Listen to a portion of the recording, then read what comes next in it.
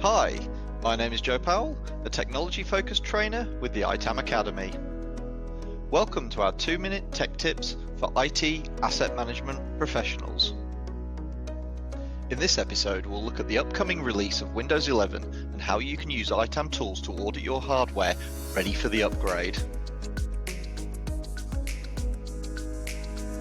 So, Microsoft have just announced Windows 11. It's not a full rebuild of the operating system per se, as Microsoft did when they went from Windows XP to Windows 7, but more a cosmetic overhaul.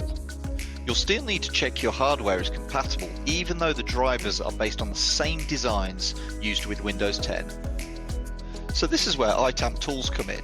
As your tools will have gathered all your hardware information already, you can use this to build up reports, sometimes in the tools or sometimes outside of them, to identify your aging hardware that you need to upgrade. But in addition, you can then create lists of the critical hardware you know you'll use, say business critical label printers or door control systems, and then check against the manufacturer's plans for supporting Windows 11. This will give you a head start and allow you to plan and finance any changes to the hardware that are needed in time for Windows 11's release. So, you have the data from your tools to start to build reports on what hardware you have.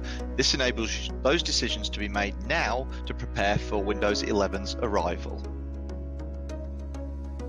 Thanks for watching, and tune in next time for more 2-minute tech tips from the ITAM Academy.